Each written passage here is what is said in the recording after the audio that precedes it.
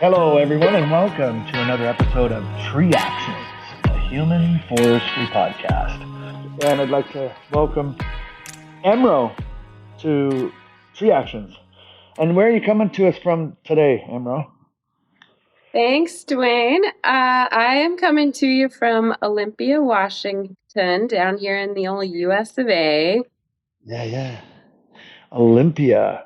And let's not forget my trusted counterpart, Tony, in Pomeroy, PA. So we got a trifecta, pretty good triangle from Alberta to Washington to Pennsylvania. We've got a pretty wide chunk. We could call it the Tree Action Triangle today. Well, welcome to the show, Emro, and excited to have you on board. We typically, we it's a very informal process, but one thing that we do ask each of our guests as a way of kind of getting us started is we ask them to think about and comment on the first experience that they have recollection of when they felt a connection or an affinity to trees, whenever and however that occurred. So when was the first time you felt a connection to trees? And tell us The about that if you would. first ever. Yeah, absolutely. So I grew up in East Tennessee, outside of the Smoky Mountains in the hills. And we had a little neighborhood, and beside our house, there was a vacant lot that was all forested. And it was, I don't know, it was probably a couple of acres. It might have been a few lots. And my brother and I just wandered around in that forest most evenings. Mom would be shouting from as far away as she could to, it's dinner time, and we would just be like, there was some old tree stand up there. And so we'd climb up in there and just, romp around in the forest. And I always remember um, looking back on those times and thinking about, I was so curious about the trees. Why did this one have thin bark and that one had thick bark? And why were the leaves on the sassafras all three different kinds? And why were there needles on these other trees? And why were the leaves shaped differently? And some are tall and some are small. Just so much curiosity for the differences, the diversity amongst the forest was uh, baffling and intriguing to me. And I always wanted to know more about it. And so I learned more. I'll always be learning more. Yeah, wow. So that childhood fascination, how did it manifest itself into the career that you find yourself now? How did that path go? I think that curiosity just kept coming up until I was ready to acknowledge it. And it was incessant. I wasn't really ready to acknowledge, oh, this could be a career choice. Like, I didn't think about that. I didn't know any foresters or arborists or really people that worked with trees at all growing up. And so that curiosity grew in high school. I was getting into hiking and camping a lot, and so spending a lot of time in the forest. And so I thought the only job that existed was like park ranger kind of job. And so I wasn't really interested in that. And so I didn't really know what was out there, but I knew I was really curious about trees. And then I went to college and I thought that I wanted to be a pharmacist for a minute. That was a very odd mental Wow. pathway for me. Uh, I didn't want to be poor anymore, and I knew they made a lot of money. I think was the goal there. So I Right, thought, "Ooh, right. I'll be a pharmacist." And so I had to either major in biology or chemistry. And so I majored in chemistry, or sorry, in biology. And I only got one choice of school because we didn't have a lot of money, and my parents spent all the college fund on my genius brother, which was smart of them. I'm glad they did that, but. So I just had one choice of school because my mom always wanted to teach college. She was like, well, I'll teach at this school and you can go there. And I thought, great. Oh my God, I'm going to get to go to college. Uh, and they didn't have a forestry program, arboriculture program, or really anything with trees. And so, so I went down that pharmacist pathway and majored in biology, which was great because it led me right back to trees. My advisor and professor of a couple of different classes, Dr. Trenum, he was great. He was really into trees and into forests. And so he had a pretty significant bias in many of the environmental science and biology classes that I took that were tree heavy. And so I learned tons about trees through his classes and ended up graduating. And like, I knew by then I wanted to work with trees, but I still didn't know what was out there. I had dated a guy and been some friends with some folks that were on fire crews. So I knew that was a job, but I didn't really know what else was out there. And so there were some folks that said, well, just apply to the Forest Service. There's all kinds of jobs. So I applied to the Forest Service and in a region, I think, and someone called me from Idaho, which was one of the regions I applied for, and said, hey, do you want to come work for us, be a biological technician? And I said, yeah. And I thought that meant like water quality and wildlife studies and stuff like that. And it wasn't at all. It was, I showed up and they said, 95% of your job is going to be identifying and felling hazard trees. And I was like, oh, well, I don't know a lot about that, but cool. And so they taught me, and I went from, I can never remember which is class A and which is class C even then, but it went from like the smaller certification to the biggest certification just within a couple of months. It was like a fast track because there were just two of us on this hazard tree crew. And I fell in love with chainsaws. I fell in love with working in the forest. I absolutely loved both, which was a little bit of a juxtaposition in my head, like, how do I love working in the forest, but I also love cutting it down?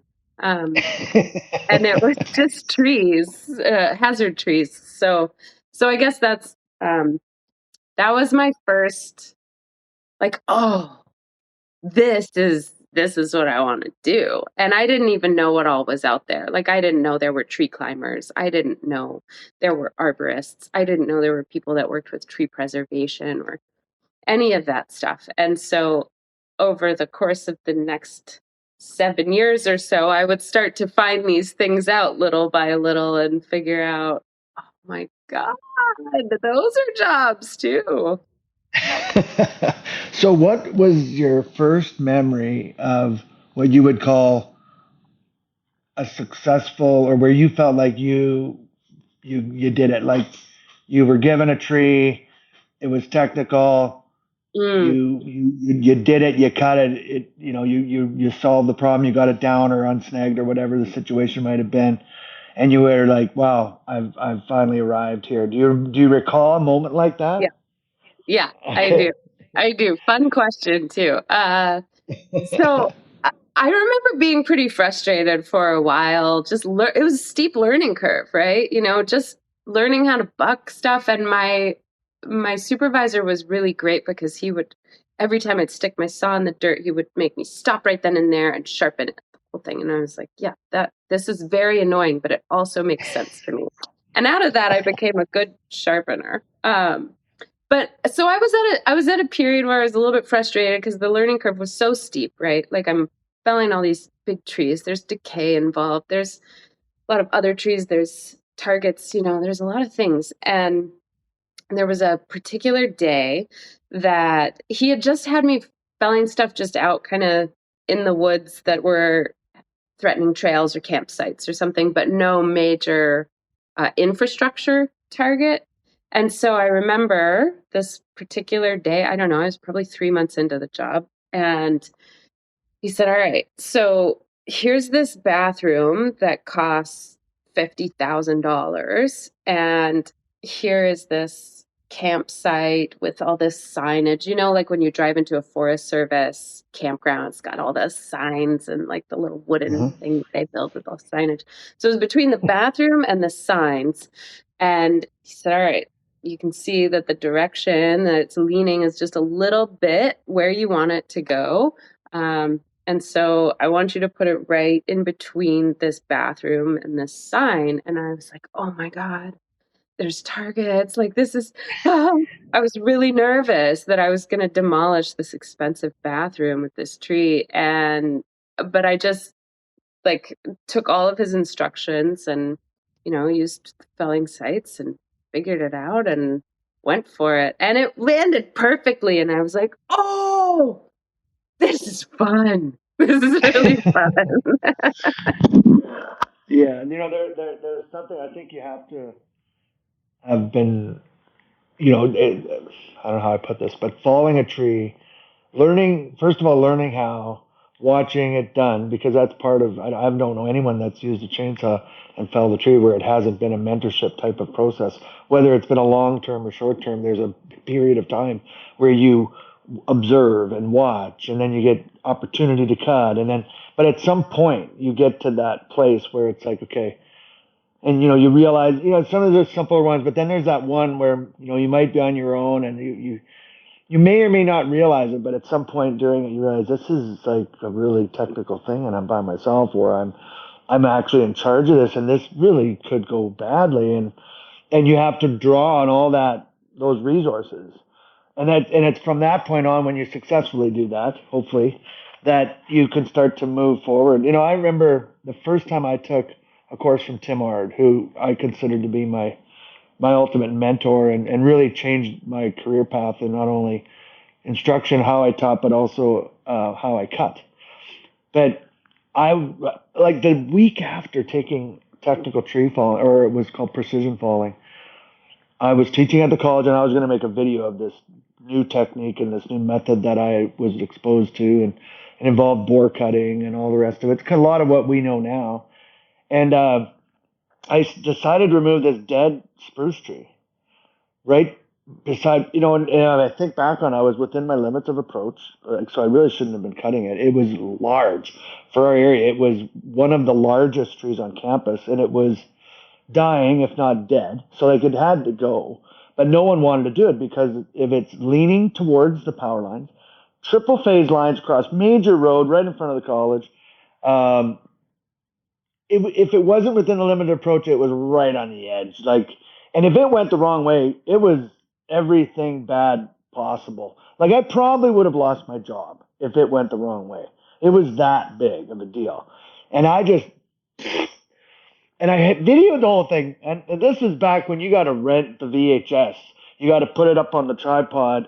I had the guy that did the audio visual stuff at the college like video it for me and make a video, right? Like it wasn't like with the phone and all, like you GoPro, Right. none of that. This is like 1994, right? So I don't know where that video is. I wish I could find it. But anyway, and I stop and talk through every step of the plan, and I think back to that, and I don't know that I'd have the stones to do it today, even what I know now. Because it was pretty brazen, but I was confident because of Tim's instruction, and there might have been a couple times in it where I was like, "Ooh, this really better work." But and I had to wedge it. Like I needed a wedge fully. It had to be wedged. It was not going to go the way I needed it. Like it needed to be the wedge had to work, and I wouldn't put a line in it. That was the big thing. I could do this without a pull line, so I didn't even put a pull line in it, which was really quite silly. But that I remember that, like the way you kind of remember your bathroom incident, right? And or your bathroom tree, if you want to Masturbate. call it that. But it's really a cool feeling, and I think anyone that's done it can all think back, right, to a time where Yeah. because the feeling of pride and I don't know, elation, I think is the word that pops in my mind. Uh, Yeah. it's really quite cool, isn't it? It is really cool. And it's funny, looking back on a handful of years in the beginning because I learned from this guy in the Forest Service, but then I was pretty on my own, just like a rogue tree cutter, working for some companies that also just like, I mean, at that time in Tennessee, 15 years ago, there weren't a lot of tree care companies. You just like show up and cut people's trees down.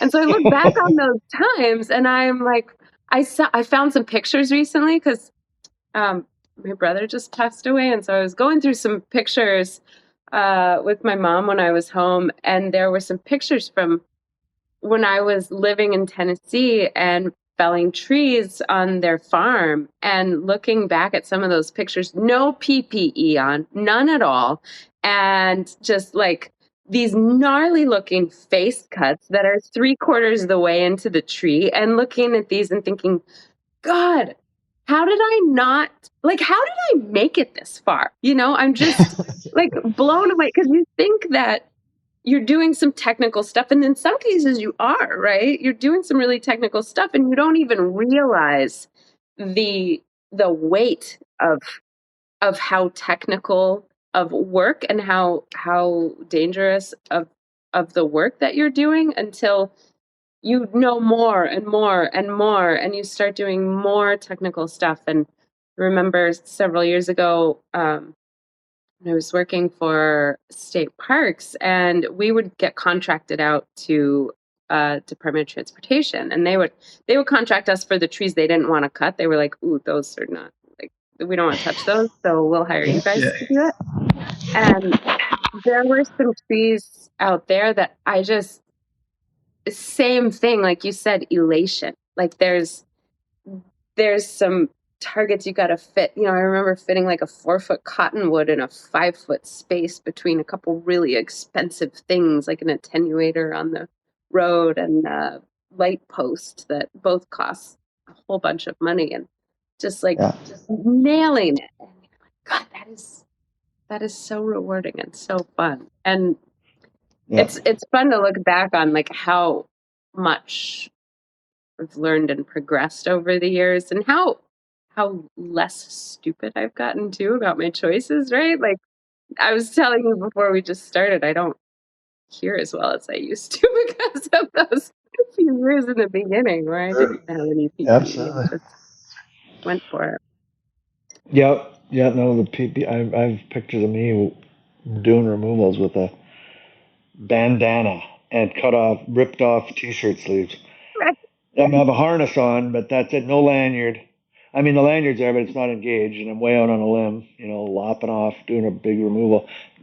A poplar, so tied into crazy. But yeah, it is interesting the one's progression. And I think it's important to remember that, to where you've come from, and that we all have a journey, and that it's a progression, and not to judge too harshly those young folks nowadays, because it comes up on sometimes, the industry is different. I mean, you hear every person say that as they get a little older, like, oh, it's not like it was back in mine. I just did it with the VHS story, right? But um, there is some similarities too, and how you get into things, and your first time doing anything is always a bit of a learning experience, right? And it can relate to almost anything. But Tony, I'm a little curious if you have. I mean, do you have a first tree where you had that moment of like, poof. I don't. We've never talked about that, like when felling, particularly. Yeah, probably, but it was more of a feeling of like I'm better than the rest of my family is kind of thing. Because when you grow up and learn in a family business, guilt and shame are training tools. So, but like when I look back at my career, because working with my father's influence, my older brother Ben, we were really fairly advanced for the whatever day we were working. Climbing techniques were really advanced. But what was really pretty much the standard was our cutting techniques, like felling. We were still, when I first started, this was, common notch, 45 degrees, 1/3 of the way in, step the back cut, just typical stuff, nothing too crazy. And that was always the same. And then when I started to get a little more formal training, went to the Arbor Master course and worked with Ken and Rip, and then learned, these techniques as we know them now, then brought them back. Then I do remember some times when I, got away from the common notch and actually did a bore or a plunge cut, and and it goes the right way. And then I remember feeling satisfied, but then I also remember just really wanting to rub it into my brother's face about how much better I was than him at this point. Um, so the feelings are a little mixed there, but yeah, there was definitely a sense of accomplishment to doing that. And like EmRo said, I too, you struggle with that. Like I like trees, and now people want you to cut trees down, and it's there were times it's like, why am I cutting down this perfectly good tree? Fortunately, Yeah. we being residential, and my brother always, he built the company, the family company. He built it on the fact that we do proper modern arboriculture, and we would turn down a lot of, like, I want this 40-inch oak tree down because it's filling my gutters up with acorns. It's like, yeah, like, not interested in that type of work, kind of thing. Hire a gutter cleaner. Yeah. Yeah, so we were, we were never going to be. So I was fortunate that I didn't have to, get put in that position a lot. But it is an interesting juxtaposition that you really love to do something terrible to things that you really like. It's like, I like trees, and I really do kind of like cutting them down too. Like, Yeah.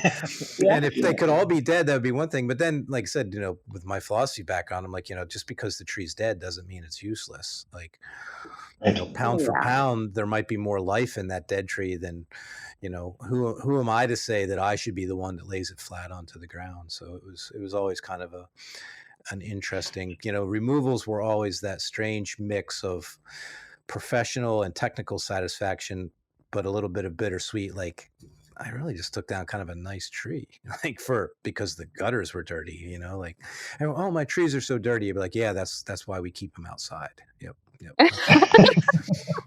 Yeah, that's what we do. That's a good one, Tony. I really used that. Yeah, and that was nice. That was just a nice period of time in my career. I think when I started my own tree care business, and I could make that determination on my own. It wasn't just like, you have to cut this tree down because that's what's on the work order for today. Um, I wrote the work orders, right? And so it was really nice to be able to take that, I don't know if you want to use the word power or control, into your own hands, and be able to say and educate folks, residential clients, and say, this is an integral tree to your landscape. Actually, this tree's roots are holding up your steep slope over the bay here. There are actually some significant functions of this tree that you maybe hadn't thought about before. And so it was, I did a lot of removals in the beginning with my company because it was what I was good at. And then it was nice to be able to slowly shift that process from doing a fair bit of removals into, by the time I closed my business, it was, probably like 5% of the work we were doing, 10% maybe was removals, and it was a thriving business. So it was nice to be able to shift that a little bit. Yeah, tree preservation is a fun thing to work on too, getting into the pruning and diagnostic work, and how do we keep these trees going, Yeah. Well, I'm my brain's. I realized, or I think I'm realizing, I don't remember that we've ever had a session on. We talk often about climbing in our podcast, but we haven't talked a lot about falling. And I don't know if it's like, this is a bit of a question. I want to just foray into this because of your background, EmRo, into the Forest Service. And Tony, you're mentioning about the way you originally cut trees. I mean, I was taught also. Like, for me, what I should finish saying, I was taught also 45, raised back cut, like a third or so. When I took the precision falling course from Tim, first of all, I didn't think I needed it. It was part of the 3-part program. You had to take it to take rigging. I really wanted rigging. It's like, okay, fine, I'll take chainsaw. Like, what do I need to take chainsaw for? It's ridiculous. Like, I genuinely didn't think I was going to learn anything, and I did it because I had to. And I was absolutely blown away by what Tim taught. Like, opening the notch, I was like, what the hell is that? And then this 80% versus what? What is he talking about? And then watching him, the first time I saw him board cutting, and he was prepping some trees before the class even started, and I was like, what the hell is he doing? I had never seen it. And I was already teaching at a college. Like I thought I was like, I was a bag of chips and maybe even a donut at that point, right? Like I know what I'm doing. Like I'm an instructor, and I felt like I Yeah. didn't know nothing. And I didn't buck him too much. Like the one thing I couldn't abide was the steering. He said like the thin, thick, the tree will. He said it just doesn't work, and he said, yeah, as long as you don't cut it while it falls, and it doesn't fall for the reason you think if you do that, but think about your positioning. And I was just and I'll never forget him. He's like, don't believe a word I say. Try it for yourself. And I did. I got a contract because I was still doing contract work while I was teaching at the college, and I got this big clearing job, and I tried to make trees steer, and it just didn't, and I couldn't believe it. But the open notch, the percentage of hinge, how much hinge to leave, and then the way to leave it without it going and letting it go when you wanted it to go with the strap and everything. Was that like an epiphany, like a major shift for you guys as well? Like at that stage, going like, where the hell did this come from? How come I never seen this before? Or No, was that just happened to me? absolutely. Absolutely. It was, I don't know, let's see, probably like 6 or 7 years, maybe 6 years into felling that I learned that, when I worked for Parks, they hired this person, and I'm sorry, person, I can't remember your name now, but they hired this person, not super well known, but really great instructor to come and teach us this plunge cut and some modern tree felling techniques. And we're like, we're modern, we know what we're doing, we drop big trees all the time, and so we thought we knew what we were doing. What can we learn from this guy? And, as probably all tree people do at some point in their career, they get these big shoulders and they're like, I know everything. Um, and so, oh my God, did that take my confidence level down a whole bunch of pegs because I wasn't good at it at first. And so I learned this 70 to 90 degree notch and this plunge cut and leaving the trigger in the back. And my mind was blown because I was like, oh, there's a way to get it to not barber chair. That's really cool. Other than wrapping a chain around it, or a Yeah, bunch of straps, like, oh, I can yeah, see yeah, a lot of places that would be really handy and like way less scary. And yeah. then it took me a little bit of time to get it. And so I remember practicing that a lot in our and one particular instance where it didn't go great. I was injured, I was overconfident, and it didn't go well. And that was a huge learning lesson for me. But then I kept at it, and it went really well, and so then being able to drop these leaning big leaf maples or cottonwoods or alders and have this confidence of like, that tree's not going to go until you cut the trigger, and you're just in whatever position you want to be in when that happens, and you're ready for it. And it just, oh, the amount of Yeah, control yeah, and safety and confidence that it built once I got a good handle on it was really mind-blowing and really fun. And then being able to teach that to people a few years later was yeah. super fun. And watching those light bulbs go off for them, like, they I would see people come in with the same attitude I had. What are you gonna teach me? And then you teach them that and they're like, oh, well, this is pretty good. This is good. Yeah, yeah, yeah, yeah. Well, and Tony, it sounds like it was similar for you, like based on what you were saying there. Yeah, like I said, it's my felling before I learned these methods was admittedly rather limited. Like I'd done it for a couple years, but they didn't let me grab the big saw and drop the big trees. I was still a turf groomer, branch manager at that point. And when it came to firewood for heating the house, I was the wood stacker, wood hauler. But so I had fairly limited. I mean, I thought I was pretty good, and it seemed pretty. I think what really changed it for me is when I learned those techniques. And while I didn't learn from Tim, I might as well have, right, from Skip and or from Rip and the Arbor Master programs. Like it just, you know what it.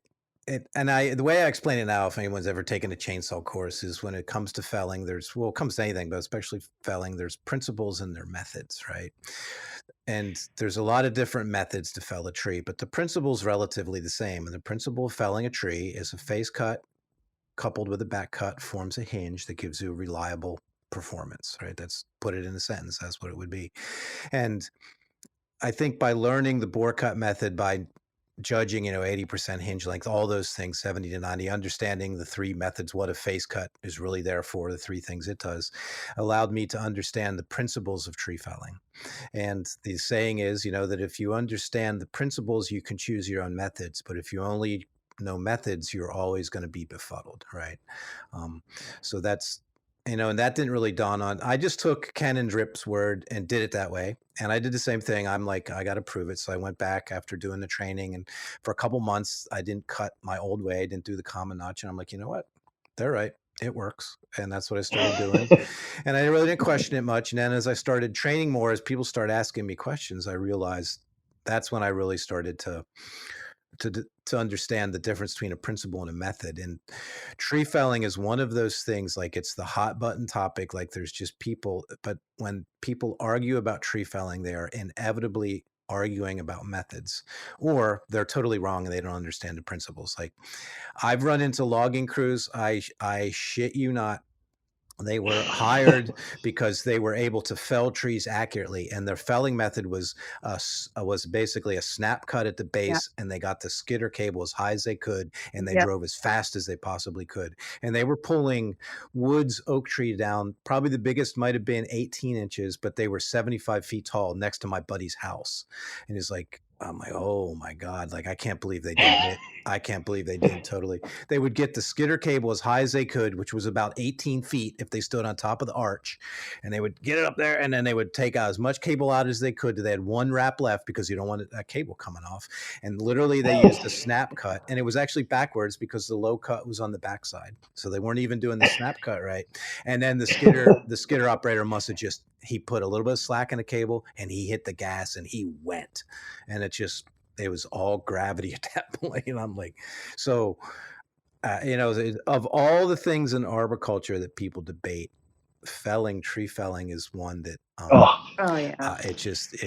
it's absolutely insane. And there's a whole, when you get up to where EmRo's at and the PNW, it's like telling somebody not to make a Humboldt is like basically dishing their religion, like just saying your religion is shit and you're a piece of crap and and your family's a piece of shit and you all suck. I mean, they react that way. It's like, oh my God. People hold on. It's like, all I said was maybe you might not want to make a Humboldt cut, like, this is an appropriate moment for that. And they're, oh my God. And then God forbid how many people, EmRo, have told you that bore cutting is unsafe? Like it is downright point blank unsafe. Well, you got to use the tip of the saw, right? Like that's dangerous. They say, and that alone was an epiphany. Like how basic a thing was reactive forces, and yet I had never had anyone ever explain how a chainsaw cuts, number one, and the reactive forces.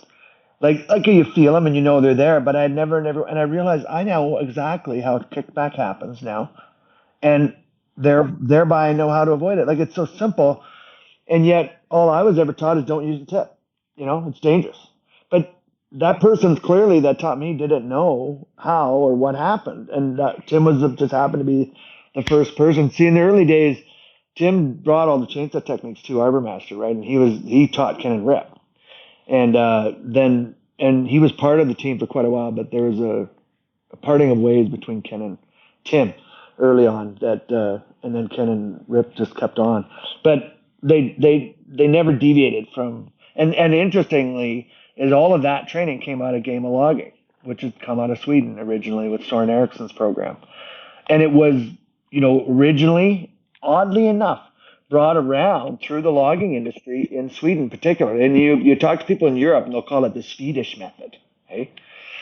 And they have it in there too. Like I assume that in Europe everyone does it this way, but no. You can go to particularly like I think of the Czech Republic, some guys up there, and they're like, "Oh, you use the Swedish method, right?" Or they wouldn't talk that way. But anyways, you know what I mean.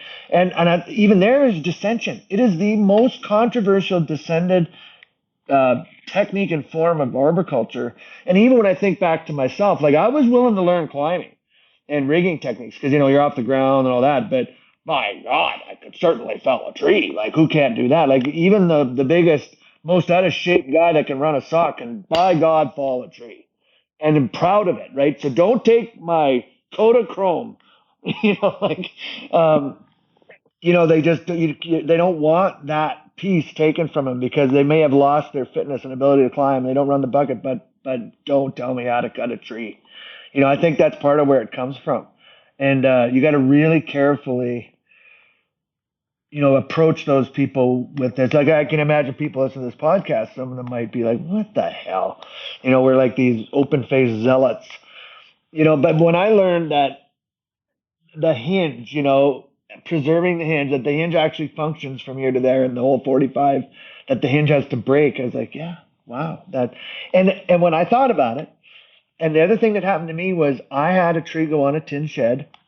It was one of the first trees I ever felled. And I was given it, I realize now, because everyone knew it was going to happen and no one wanted to be responsible for it.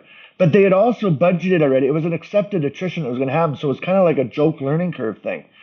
And if I had known about open face notch and a bit about using sights, it was totally avoidable. But the people I was learning from didn't even know. So like this was the tree I got to do my first fell on, them knowing it's going to flatten the tin shed and that I'm gonna not only learn how to fall trees on my own, but I'm gonna learn how to fix sheds because that's important too. And it was literally that was the learning process. I realized now, and it's like holy cripe, like, and I think it's that way for a lot. Like honestly, like it's just part of the job. Like Scott Prophet would always make jokes about Jasper, his alter ego, saying it's important. Training is important. You got to learn how to fix eaves troughs and replace shingles. You definitely Right. need to know that Yeah. as a kind of a And joke, right? running, right? Running Not learn used to how to be actually climb a tree. a Go ahead. skill in tree felling, right? Like that when I was learning for many years, like you got to be able to run. Like you got to make sure that like you don't have like your Oh. chaps or your pants aren't like caught up on something like because you got to be able to run, right? Because that was like there wasn't a lot of prediction and control in the methods that we were using. And so then like learning the plunge cut and learning those skills and learning like, oh, my hinge wood has so much control. Like that's where all of the control actually lies. And learning those skills, it turns Right. out that if you're running in tree felling or in arboriculture practices at all, shit's not going right. It's not happening the way that you want it to. And so that was a weird technique, was just like cut and Yeah. run, right? Like literally.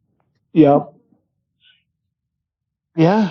It's funny. It makes me think of like a bomb disposal guy. Like if the bomb Right. disposal guy's running, you Yeah, better run. exactly. So learning that control and then when I became an instructor and teaching those things, like Tony said, that helped me learn everything so much more in depth. Like, well, why is this like this? Oh, well, let me think about that. I had a kind of an epiphany moment too. I guess it would have been 2018, 2019 when I first Mm, met Svante Yeah, Hansen, yeah. right? And I Yep. always tell people learning chainsaw from Svante is like learning martial arts from Bruce Lee. Like you're that's right at the true. root Yeah. of it there, right? Pun intended. Yeah. But he basically told me the story of, Sworn Eriksson is generally credited with this cutting technique and the Swedish method and all that. Yeah. But when he described to me where it came from, it just made a world of sense and it was an epiphany moment. But basically, the methods were developed for forestry in Sweden, and Yeah. the vast majority of forestry of cutting is conifers, so single stem conifer trees. Yeah. And being Yeah. that they're a lot like Germans and they like to be very precise, so they wanted to know, where are they spending most of their time cutting and how can they improve that? So they determined just by sheer time that they spend like 75 to 85% of their time limbing.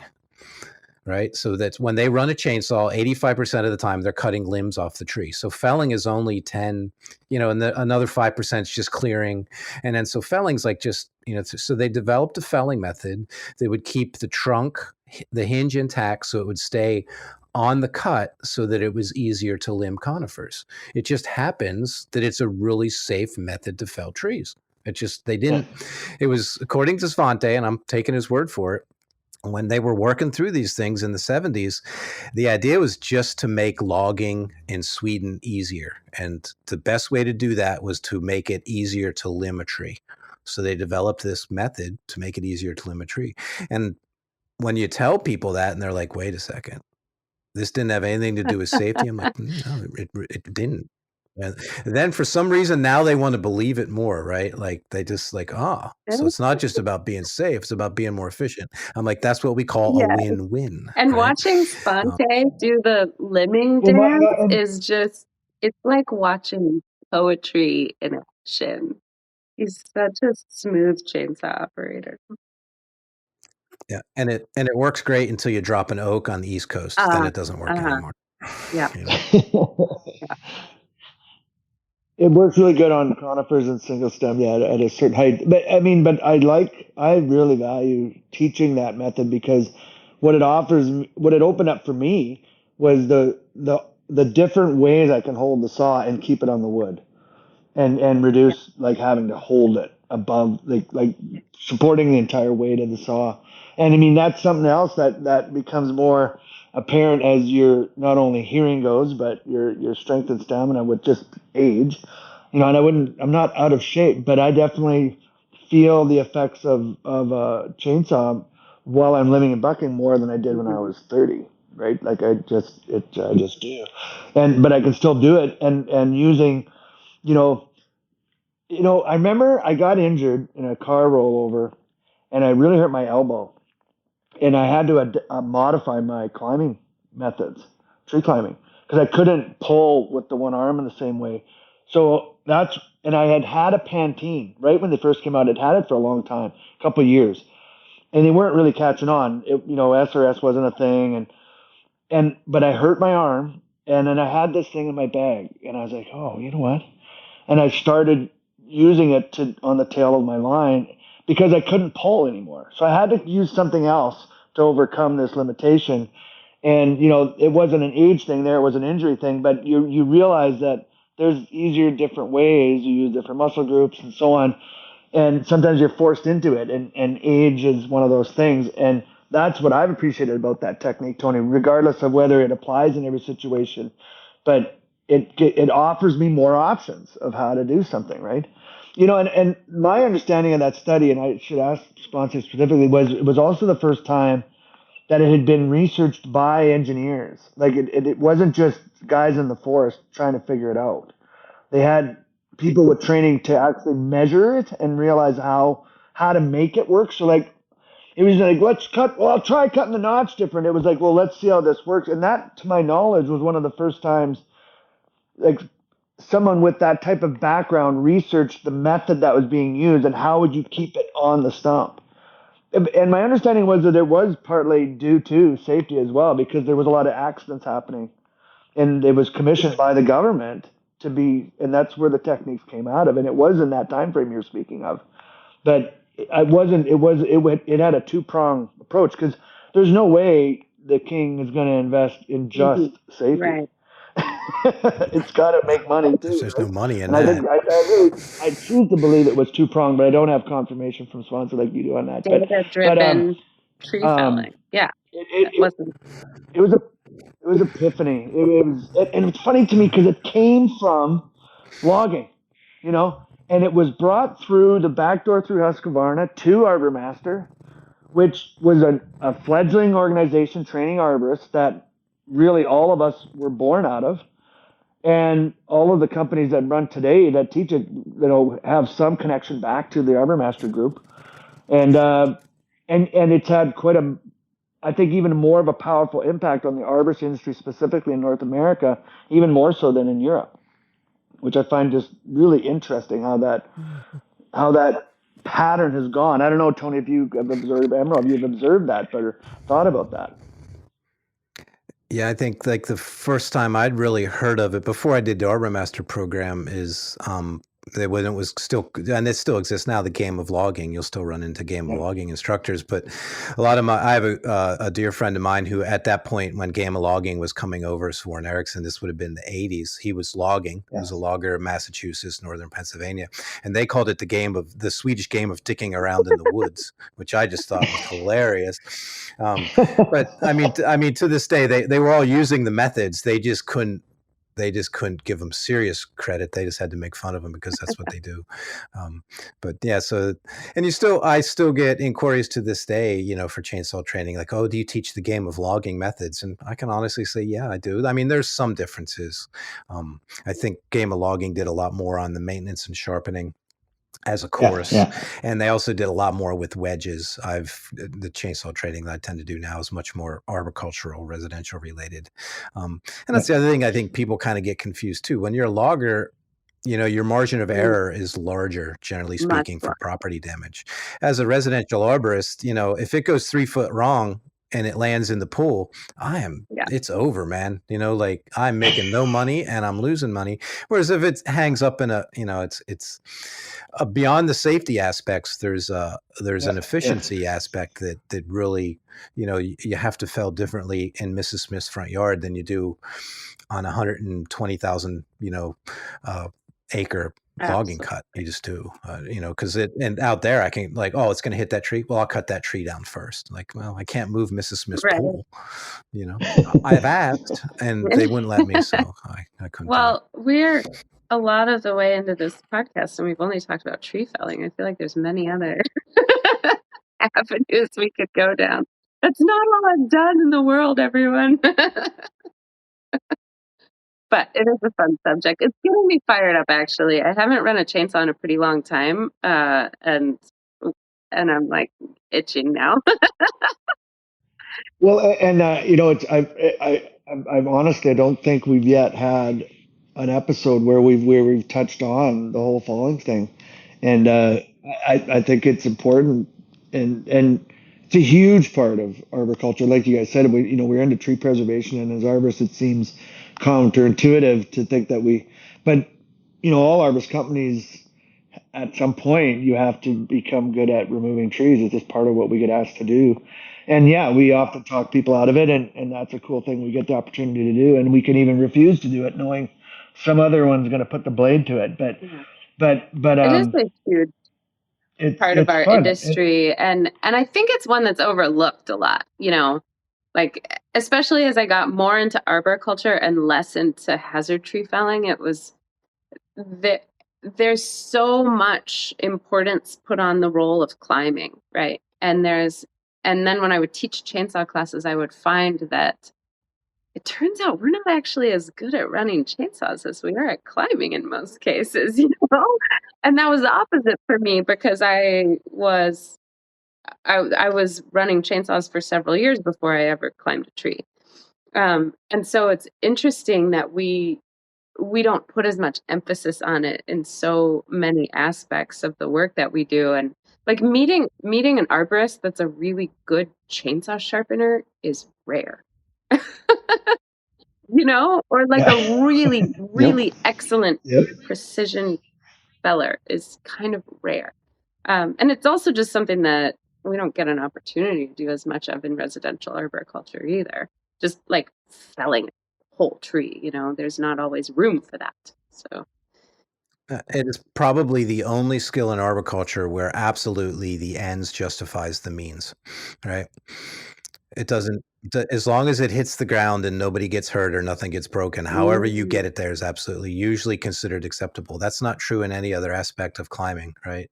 Like if somebody was climbing without a lanyard, right? You would seriously question them, right? And you could safely, you could climb without a lanyard and not, you should have a lanyard when you climb, but the ends would never justify the means. You would stop that person and correct them. You would say, you need to put a lanyard on. I don't care if you use it, you're going to have it.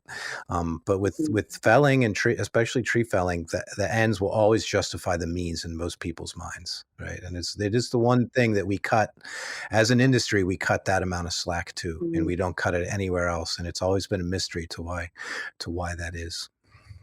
Well, not only that, you think about the injuries and not just injuries, but fatalities that occur in that. And the other place where I think it really is overlooked, particularly the accuracy and the mystique around notching, is taking tops or rigging chunks. It's just there's no, the Humboldt Hmm. for some reason rules like it's just, oh, that's the only way to make it go flat, and like it's just, and you want to talk about dispassionate, holy moly, or passionate, like it just gets amplified 900%. It seems like when you start talking about tops in particular, then it can get, you get down the road into crane pick cuts and all this, which are all variations of felling, right? But and I remember uh, that was a big thing in the rigging class. The way we used to teach it, we've deviated a bit from it because we've modified curriculum, but like being really particular on the accuracy of the cut. But when you're taking a 5 foot chunk, and your hinge wood has to be thinner anyway, and then if you overcut it a bit, and it's just like your consequences are somewhat more forgiving, but I still think it's an opportunity to adhere to uh, I don't know what that precision and technical accuracy should still prevail, regardless of what you're cutting. But even that, the selection of what you choose to cut, the depth of the notch can, I remember we realizing like you're taking a 6 foot hunk of 36-inch fir or 40-inch fir, you got a big saw, like you need to cut your notch a little deeper just to create a different pivot point. So you're not pushing your back out trying to shove it over, you know, if you're trying to rig it or tip it. Like there's these rooms for adjustments that I don't think gets a lot of I don't know. Even in our programs, I think there's room for it, but it's really quite localized and specialized. But then the same excuses get applied to falling. I don't know. I'm kind of getting lost in my own words here, but I don't know if I'm making any sense. Have you observed that in your travels? Well, I like what you said about, the opportunity for adhering, I would say, to excellence, right? Like everything is an opportunity, and I would be out working with a bunch of guys on my crew, and they're like, well, it doesn't matter where it goes, really. We're just out in the woods. But if you're not taking that moment to practice an exceptional looking hinge with exactly the Oh, yeah. amount that you had planned on, you make a plan, right? And then you work the plan, right? And so right, learn that from you guys. And if you're not taking that opportunity to make it as great as you can and fell it with exact precision as much as is Mhm. possible, then it's a wasted opportunity. And when that moment comes around where it really matters, when you're putting it between the $50,000 attenuator and the $30,000 light post, you're not Right. going to be Yeah. able to do it if you're not True. taking all of those opportunities, right? To do it well when it doesn't matter. So I appreciate uh, you pointing that out, and Well, it reminds me of the how you do anything, right?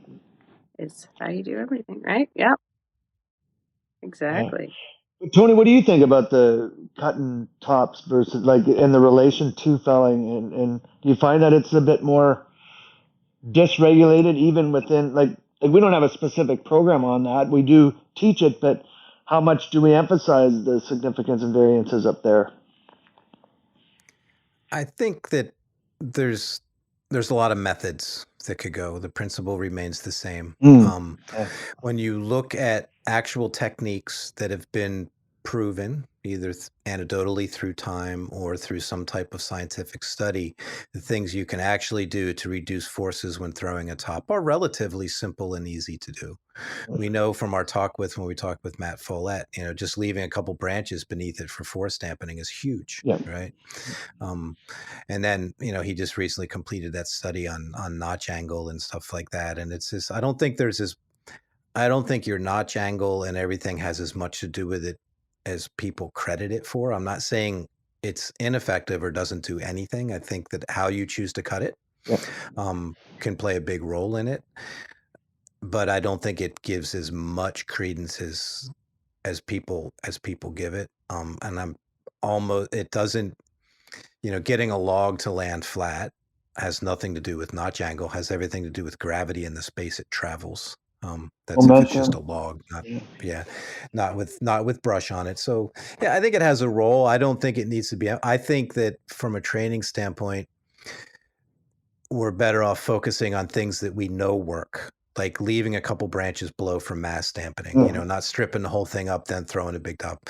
Making an accurate cut, I think an accurate cut is probably more important than any specific cut. Mhm. Whatever you make should be accurate. If you're overcutting past the center of gravity, there should be a reason for that. Mhm. Your cut should just be, well, this is just what I do. Exactly. Um, so I think that's I'm not saying it's unimportant. I think focusing on other, if most people would just focus on a better pre-climb, pre-rig inspection, a lot of accidents and incidents would be averted, Mm, regardless of the cuts you make, right? so Um, true.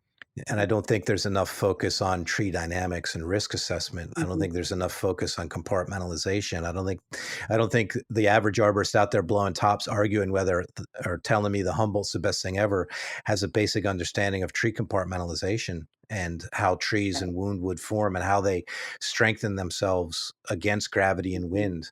And understanding those things, I think, is far more important than arguing over what notch you're going to cut. God, yeah.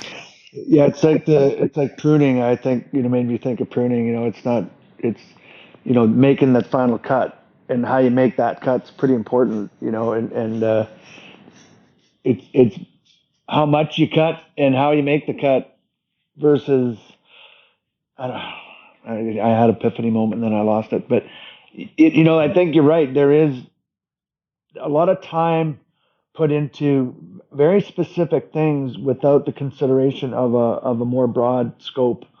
And as long as you have a plan and a reason, I think that's the biggest thing. I find that's what I always would try to explain to guys. Like, at least understand if you're going to use, for example, a 45 on a big top, and you know that is going to impart the greatest wavelength down the tree. When that has to close, the hinge has to break, and it causes that launch, which may be what you're looking for.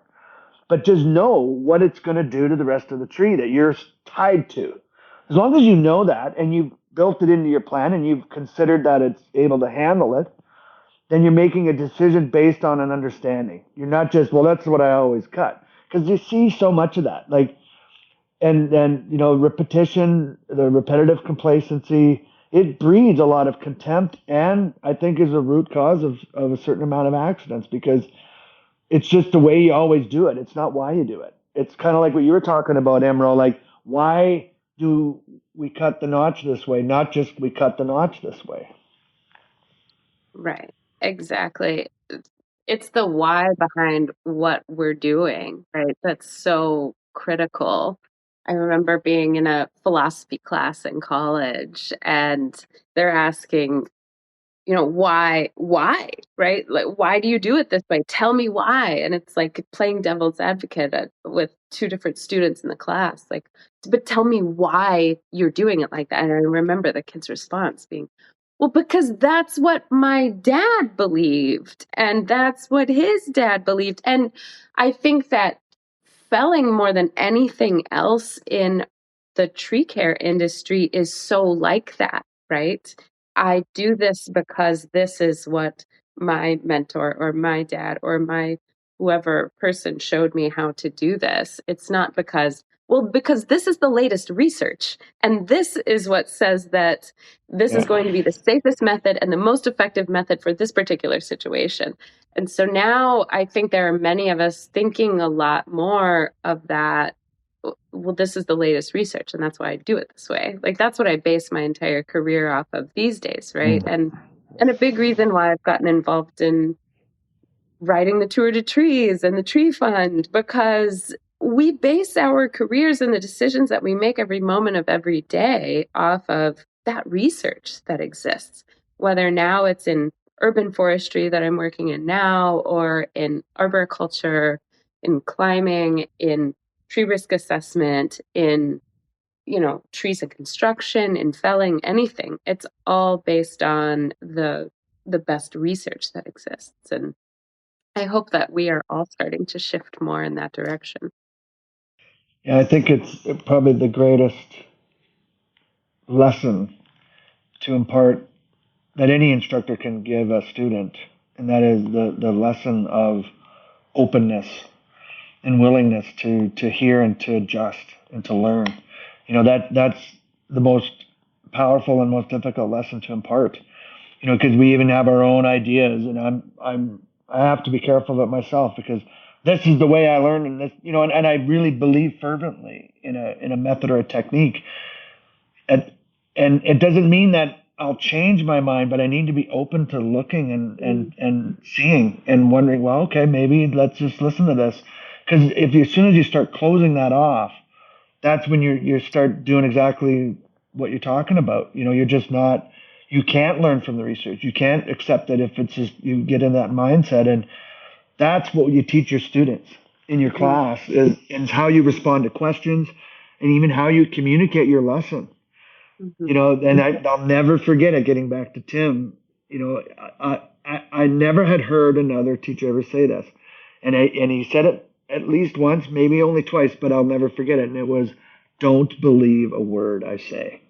Mm-hmm. And I was like, "Who the hell says that? Why?" And it bothered me kind of. But he was saying, like, try this. Try it for yourself. Like I'm telling you, but try it and see if it works. Like, see what works for you. And and went so far as to to this day, if you like, he's always, he's open, and he explains, and that's, I think, one of the greatest lessons he taught me, and that I've continued to pass on, is giving people the credit to, like, bringing in what you got here, what you came with is what you came with, and it's valuable and important. Your knowledge thus far is who you are, and it's not to say, look, throw everything away, we're gonna start fresh. No, we're gonna bring it in the mental toolbox. He told that story, how you never throw away all those little tools, and you never throw away all your old fishing hooks, and you just add them to the tackle box, and that's your brain, right? And what a great way. I think it's probably the most profound lesson that important for instructors to remember. Whenever you hear, I try to remember myself whenever I hear myself saying, "Nope, this is the way. That's how you do it." That one example I gave of the big wood thing, and I remember it was someone that had enough patience with me, unfortunately, because I just didn't have a place for this idea of maybe shifting the pivot point on a spar piece, like on a chunk being in it, whether it being rigged, because it's big and heavy, and just to get it to tip. But I was like, but what about barbers? And he's like, well, it's 6 feet long. It's not. There isn't enough energy to barber chair it, right? And I'm like, okay, well, but, and all I was doing was not being open. But and then you're absolutely right, John. It's like, well, wait a minute, don't ever try to fall a 120-foot fir like that, which guys do. But then it goes right back to what we're talking about. You got to have a plan for the whole thing, and it's all got to have a reason for it. And the cookie cutter way of doing anything gets, I don't know, it's hard, and you have to keep it in your forefront, like you were saying, EmRo, and I appreciate that. Like, it's every opportunity to improve or to learn, right? Just take it, because it does something. There in that lies the lesson. Yeah. And keeping an open mind, like you said, growth only happens in an open mind. And it's funny, I've been kind of looking back on my career thus far, the past 15 years or so, and thinking, God, I just feel like I I know so little now, like the more I learn, the less I feel like I know about any one topic, because your mind opens all of these doors to all of these new spaces that you didn't know about before. And then you think, oh my God, well, I didn't realize there were all of these components that go into this one thing. And so it's even become like a conundrum to me about, well, where do I go next in my career? Because I've gotten extremely passionate about all these different things. Like, I would love to be a forest pathologist. Like, diseases in trees are so interesting to me. So interesting. And the more I learn about that, the less I really feel like I know. And, and instruction is my greatest passion. And whether it's chainsaw classes or pruning classes or tree risk assessment or, anything like that, it's just so fun to teach because you learn so much more. And yeah, so it's interesting to think back, and I thought that I knew so much 2 years in. And now 15, 16 years in, I know so much less than I felt Well, like I did then.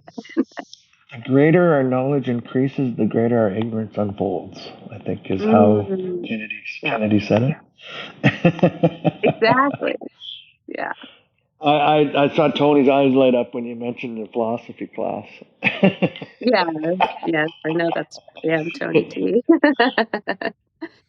Well, that there's a term for that when you're constantly questioning something why in philosophy. That's called reductio ad absurdum, right? So you keep questioning something until it either makes sense or it falls apart, Mm, right? So if you can reduce it to the absurd, then you've proved a point, right? And it see, it wasn't really just a conversation about tree felling, EmRo. It was a conversation about cognitive dissonance, right? you're right. And how we learn. And Yeah. because when you are teaching somebody, no matter what that skill is, you have to overcome that dissonance. Like when I teach somebody, a open face felling method, and it directly contradicts what their grandfather taught them. Mhm. I'm basically asking them to say everything that their grandfather told them is not correct. Um, and that's for some people never quite overcome that, right? Um, Definitely.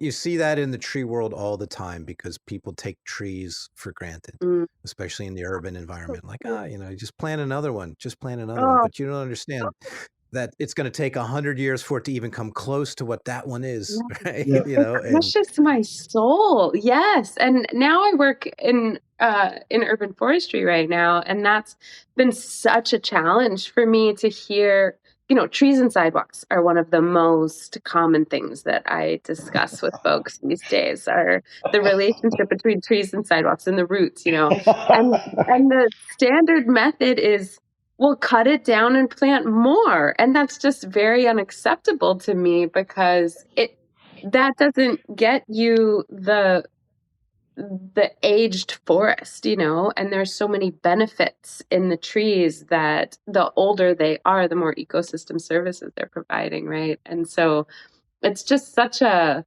um, yeah, open your mind to other possibilities that exist. And there are Yeah. so many other methods for dealing with trees and sidewalks than just cutting them down and starting over. Yeah.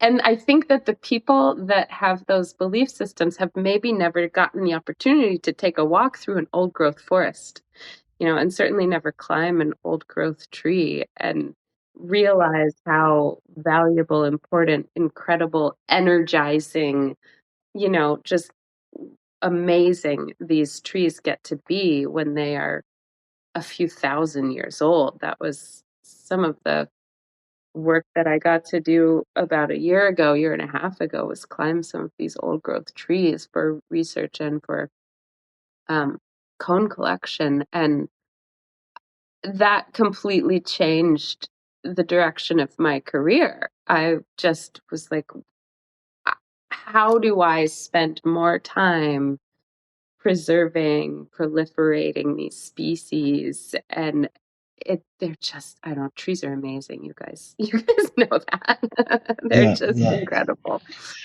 Yeah. The whole concept of contempt prior to investigation. There's a quote on that, right? That it Mhm. gets a real problem, and very easy to do. And there's a program out there that talks about honesty, willingness, and open-mindedness, and that's how it works, right? And honesty, open-mindedness, and willingness spells how. And for me, it's honesty with yourself about things you don't know. That's a big step for a lot of people. It was for me. Even in that first course with Tim, I had to honestly face it. I don't know. And I thought I did, but I didn't even really investigate, and then to be open to say, okay, and him inviting me enough by saying try it for yourself, and honoring that I brought techniques with me that brought me thus far, and then open-minded to try and being willing to give it a shot, like you said, Tony. And it's pretty key elements to it's part of how you investigate rather than just contempt or ignorantly decide not to. Yeah. Right?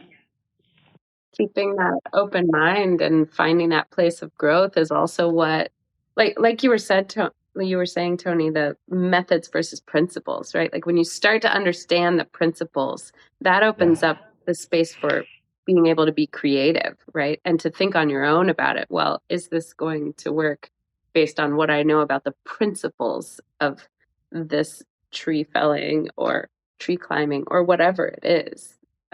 Yeah. The method is the wheel works, and you can build a machine that'll make it easier to roll from here to there. You just have to paint it your color. And you can put one wheel or six wheels or whatever, but you're using a wheel and you're going to use it to get somewhere, get a job done, but you're just going to, you're not going to reinvent the damn wheel. You're just going to Right. configure it, right? There's a principle and a method, right? No, it doesn't matter what kind of wheel you use, it still works the same way. All wheels work the same way, Right. right? Yeah. Some are big, some are small, some, in conjunction, so it goes back and forth. I just, when it comes to urban forestry and trees and sidewalks, I just find it amazing that people will value a slab of concrete that takes about 20 minutes to pour Yeah. more than people will value a tree that might take 30 or 40 years to grow to the point it's at. And they're like, we'll just cut it down and plant a new one. It's like, No, that's not how this has to work. We just have to think outside the box a little bit, not even a lot. There are books on it, you know? You Yeah. just have to kind of read a book and look at, oh, well, there's these bridging methods and there are Yeah. these, there's so many other methods. Why are we so devoutly holding on to these? Well, this is just how we do it. We just Yeah. cut the tree down and we replace the sidewalk. This is Exactly. how we do it. It applies in a lot of other areas besides tree falling, notching. This Yeah, concept.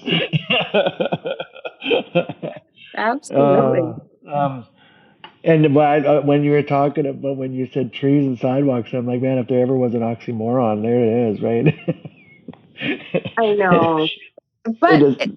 if we just open up our minds a little bit to how we're doing it, they're not that incompatible, right? It just maybe using some different materials and maybe changing our methods just a little bit.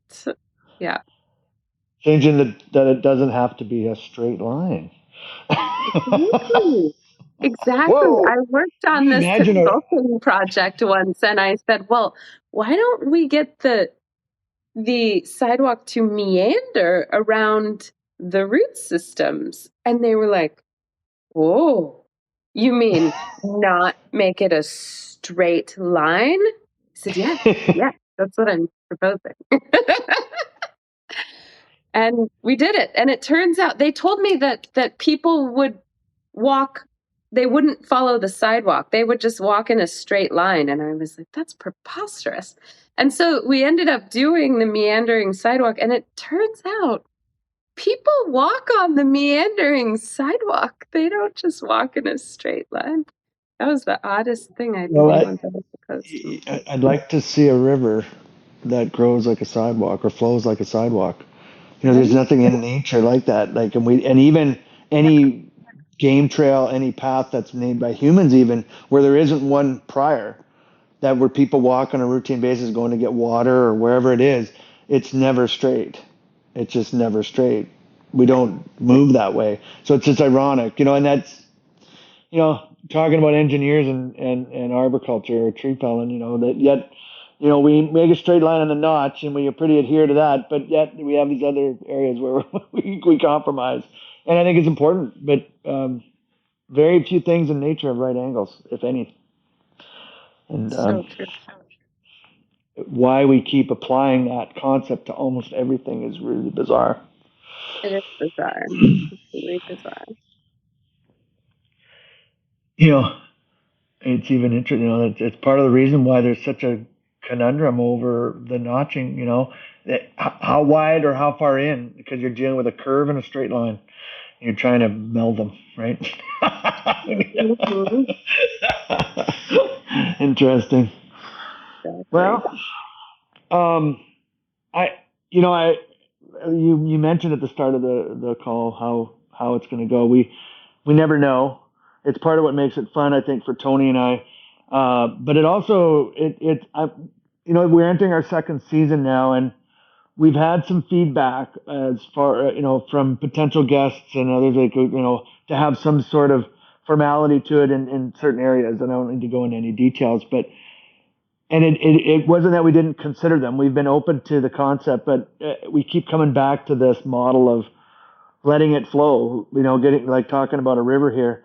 The conversation starts with a little flow of water, and then it bumps into whatever, and we have this meandering conversation with people that I like. One of our guests called them how pleasant it was to have a meaningful, intelligent conversation, and I like to think that's what we're having. And I hope people continue to want to listen to it and find it interesting to listen to as much as we enjoy having the conversations. So um, thanks for being willing to just go on this meandering river-like conversation. I said, I have another question though. You ready? Oh, yeah. So if you could have a billboard anywhere and the whole world could read it, so you have the hypothetical billboard, whole world's going to read it, what would it say? Oh, wow. Uh, I could go so many directions with that. Um, probably the bumper sticker trees are the answer.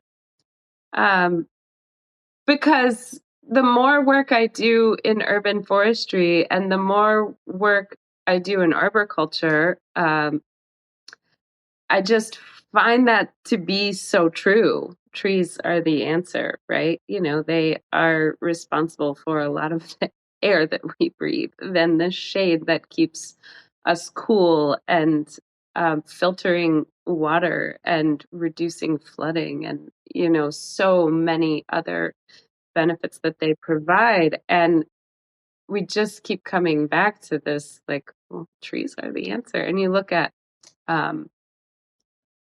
Meg Lauman's work, and the countries that she's been in and looking at the deforestation that's happening, and trees really are the answer when you look at what happens when you remove them all, and you're left with 2% forest cover. It's not a good situation. So, yeah, that's Well, what and not only that, the premise of the podcast, like the human forest, like the one example of what is possible if we were to live in harmony like forests do. I think if we could grasp that concept better as a civilization or as a society, as a human race, like it would be a better place, I think. And trees have the answer to that, I think, as well.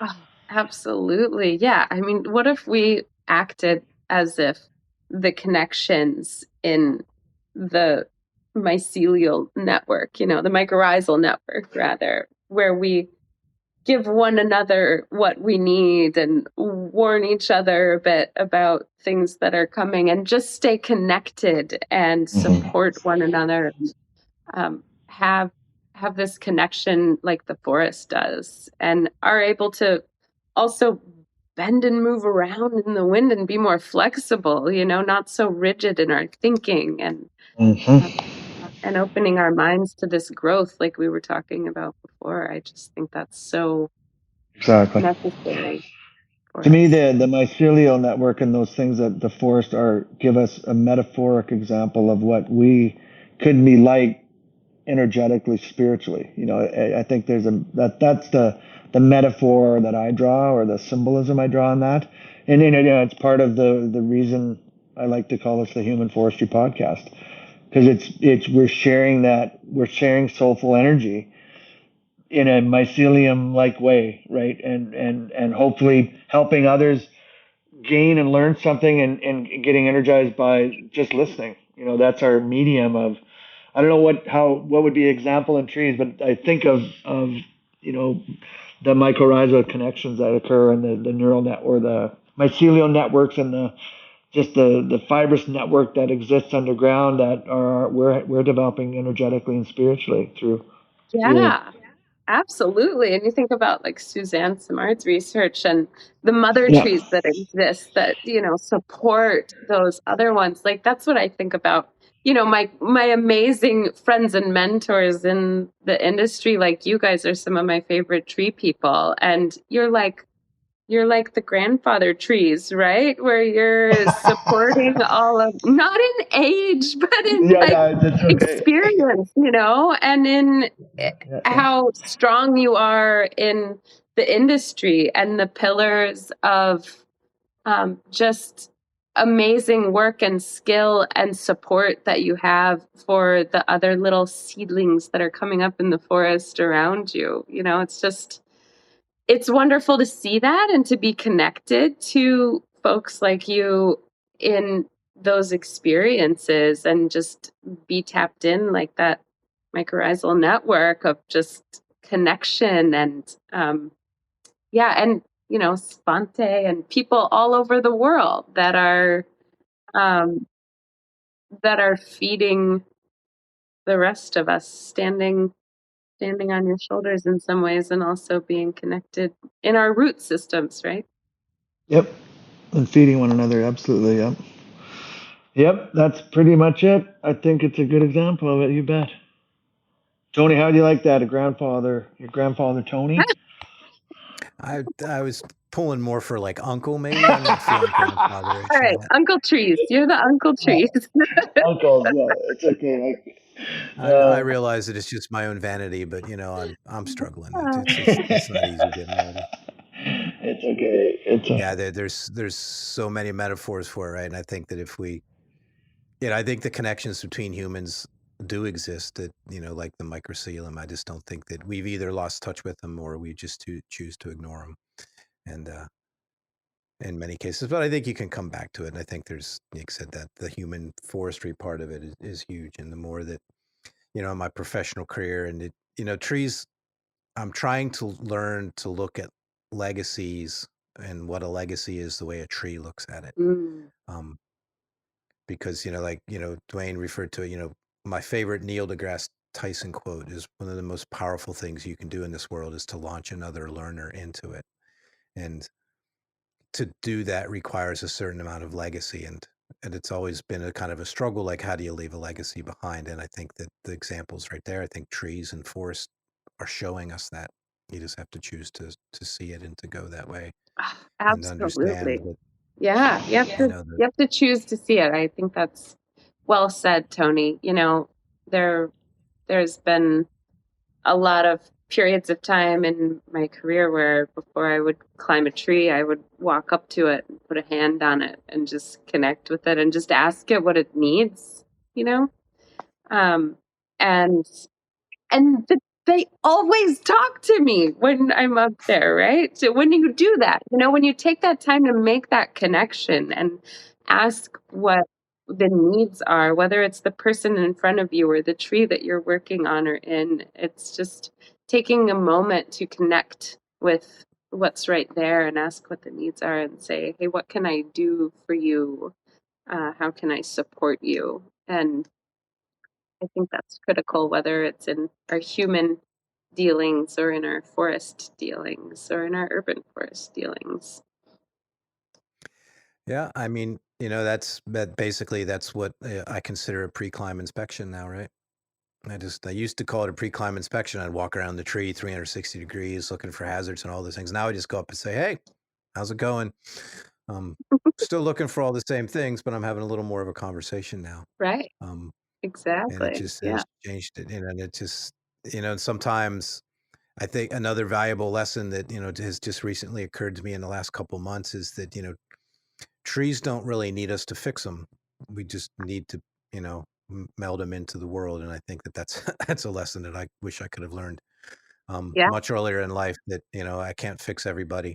And sometimes they don't even need fixed. I just needed to be there and spend time with them. So, exactly. I think that trees and people alike don't need to be fixed. We just need to be loved. And I think that's very important to open our eyes to, you know, that that we don't need to try and fix one another. There is no fixing because we're not broken in the first place. It kind of like it kind of reminds me of I think firstly of elephants and horses, but then even pets, dogs, cats, even, like where you don't have a language. Obviously, there's eye contact, so and there's a heartbeat and there's warmth, there, but having that type of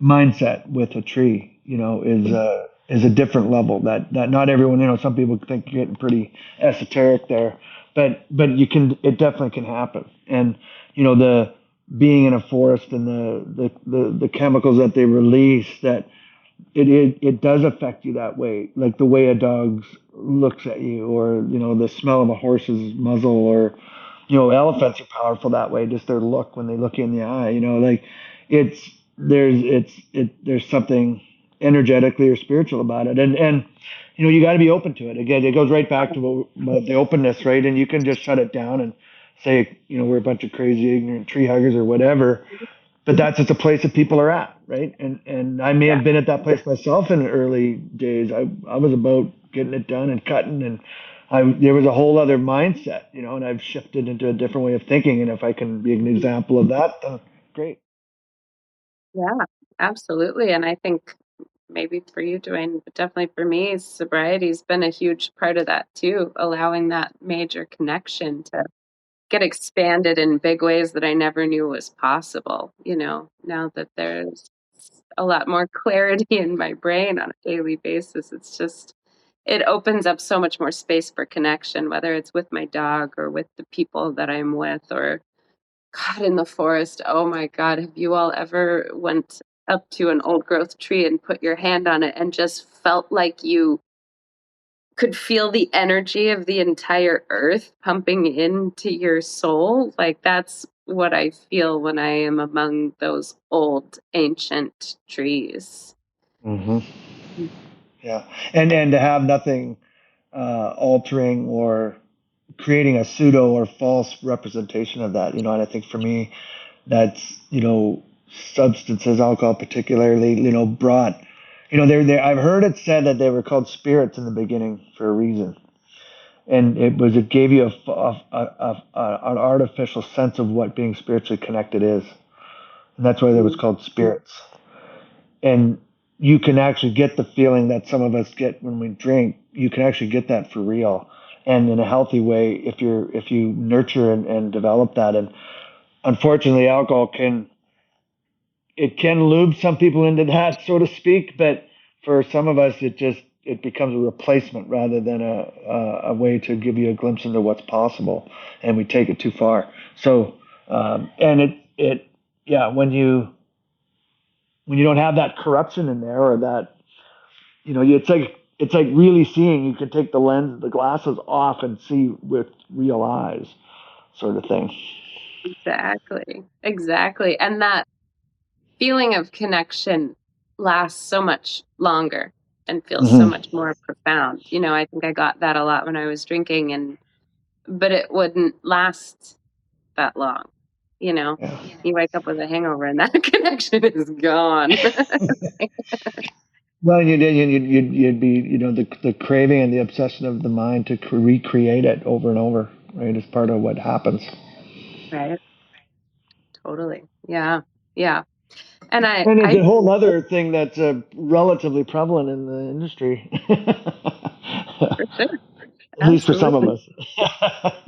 Yeah, yeah. And I think that I get that sometimes too with being in the big forests, right? Like I get that craving for recreating that feeling, but it's in such a different way. It's in a way of like that felt so amazing and so connected. I would like to have more of that feeling and more of Yeah, that yeah. energy, and more of that connection. And um, yeah, there's just nothing like that. Climbing in the giant sequoias changed my brain in a way that I don't think I can ever come back from. Cool. Yeah. Interesting. Yeah. Wow, it's been a long chat, Tony. I think we have we've surpassed our I think this may be our longest one now officially. Could Oh, be. I don't know. I don't really keep track. Yeah, I It's know. longer than usual, but I don't really keep Yeah, track. no, it's good. It's been good. And there you go. That's what happens when you let the river flow. You were mentioning, I've made the river metaphor a couple times because I do know that you have an affinity and a background in whitewater, correct? oh yeah. I love being on the river. Yeah, I haven't spent that much time on the river in the last year or so because it's been a little bit of a crazy 2023 was a little bit crazy for me in a lot of major life changes sort of way. But outside of that, yeah, I've spent a lot of time on the river, and the lessons that I learn on the river, I think are often as profound as the lessons that I learn in those big trees. And much of that is just letting it flow, like you said, and it's such a profound experience of being on a powerful whitewater river. I've had the opportunity to row a boat down the Grand Canyon, the Colorado River through the Grand Canyon 2 times now, and on other big amazing rivers. And there's nothing in the world that makes you feel so small as when you, but in a beautiful good way. Not small as in like, oh, I don't matter, Right. but small as in like the world is so expansive, and nature is so powerful and magnificent. And being able to row a boat down those insanely giant rapids on such a big river, when you look side to side, there are points in that canyon it's massive, and the waves can be the size of houses, and you're just on this little boat going up and up and up and up and then down and down and down and down, and the holes are Ah, massive too, and it's just extremely exhilarating. And the lessons that I learn in those spaces are incredible. And then looking up at the stars through this little slit in a canyon and seeing just more stars than I've ever seen in my life, you just feel so tiny. And I think that those experiences are so important in life to make you feel small and understand that you're just a little speck. And in the world of trees too, we're just this little blip in time to a 3,000-year-old giant sequoia. We're just a little speck, and they have seen so much. Yeah, I yeah, love whitewater. That's a good time. We still got to get out on a boat, yeah, Dwayne. yeah. It'll happen. It'll happen. We'll do it. We'll have to, yep. Yes. It's really fun. Yeah, I don't know if it's age or what, but I've been running less significant whitewater over the last handful of years. Used to be all into class 5 and get fired Right. up about that. And I'm like, yeah, I don't know, running some class 3 is perfectly happy and acceptable with me. Yeah, yeah, yeah. Yeah, maybe a little less of an adrenaline junkie than I used to be. I I think part of it might be too. Maybe it just comes with age, but that feeling you're describing of being small could be labeled as having a sense of awe. Exactly. And there's scientific research that says if you want to go that route, that that feeling of a sense of awe is a key thing to general happiness and fulfillment in life. But back to the age thing, I think that when you're younger with less experience in life, it's harder to find that sense of awe. But as you get a little older, get more experience, it's a little bit easier to find that sense of awe. Like you can find it next to a 3,000-year-old sequoia. I can find it next to a 60-year-old oak tree too, right? Yeah. It's just, it, but that only comes with time. Yeah. When I was 21, I couldn't have found any awe anywhere without doing something crazy, Oh, yeah. by cultural standards, Right. had to suffer from testosterone poisoning to find that sense of awe. Yeah. Now I can find it in the smaller things, right? And Yeah. Well said, Tony. you say it comes from getting old, but I think it comes from seeing the world differently, which is sort of is not mutually exclusive. It's in part of.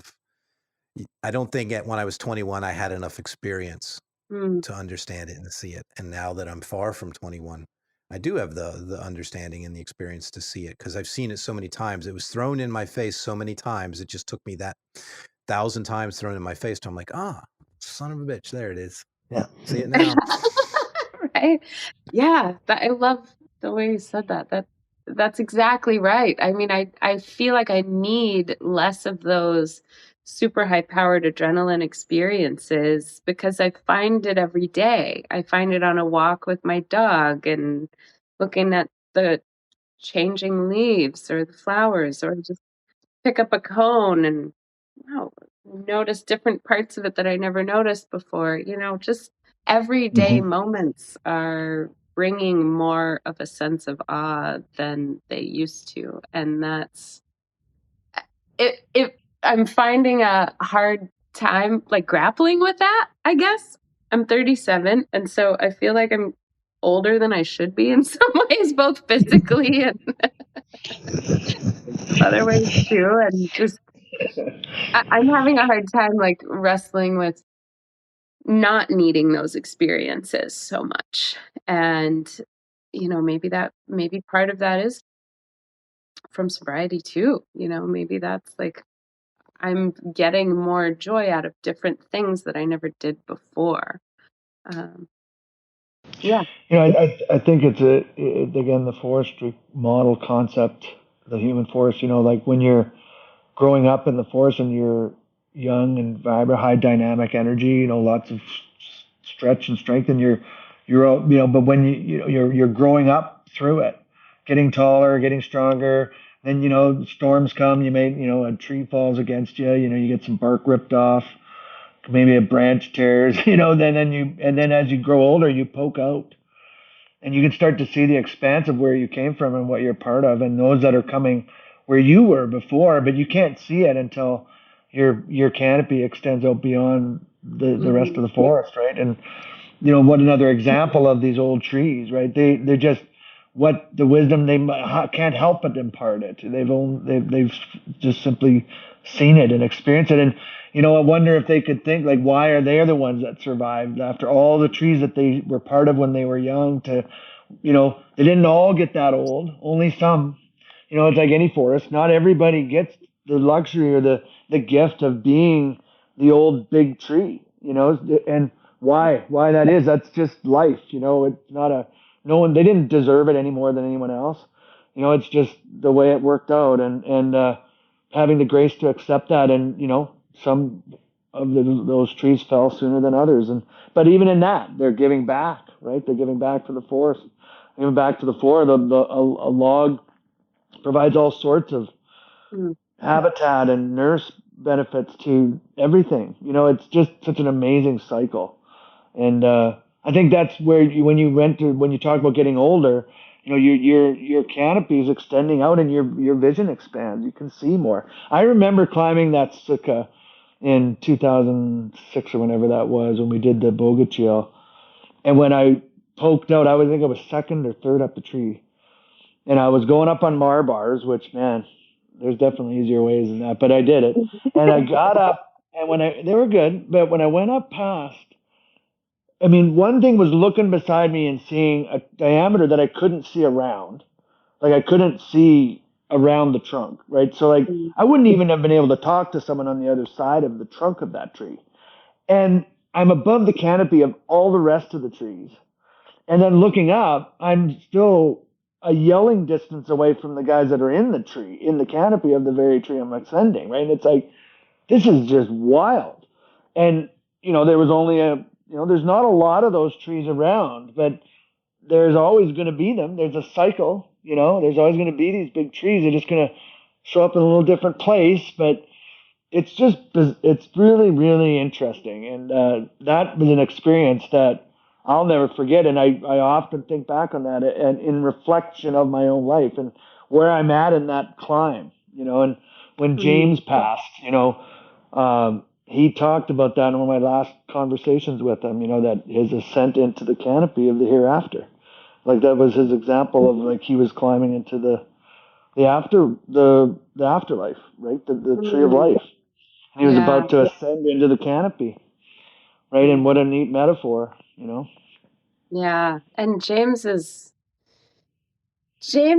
this kind of person that just reminded me of an old growth tree, the feeling that you got when you were around him.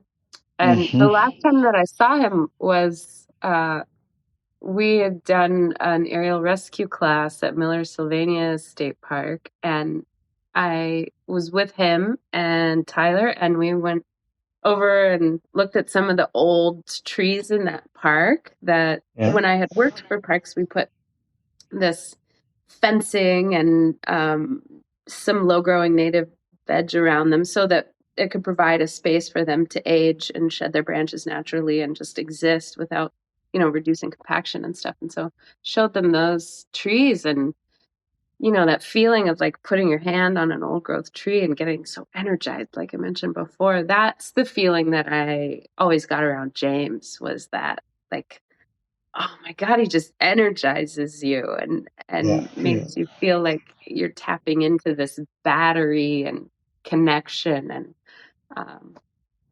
he's an amazing human being. We miss much.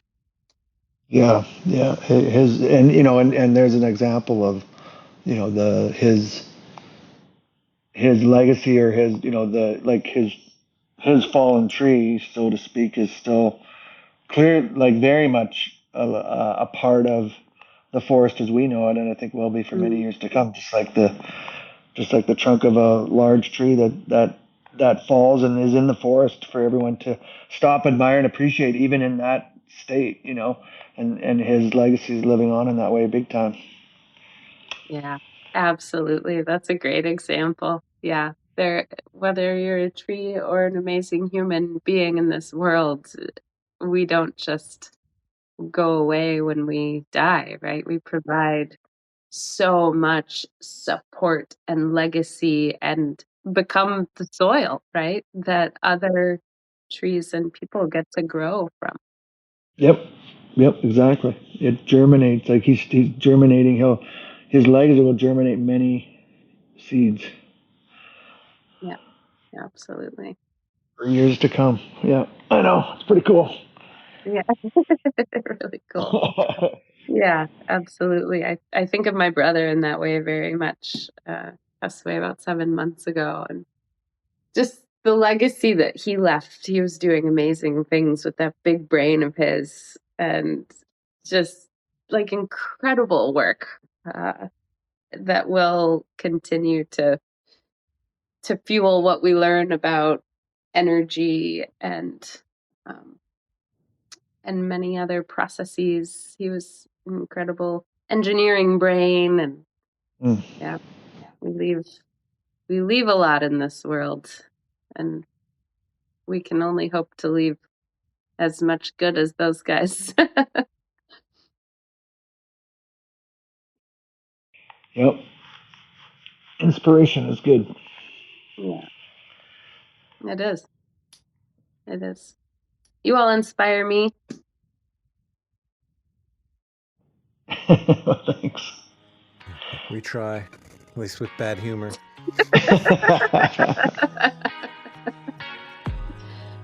Yeah. Well, I'm glad we took the time to and we also reserve the right, or we're always open to do overs and to second takes, and to not re-recording, but another recording.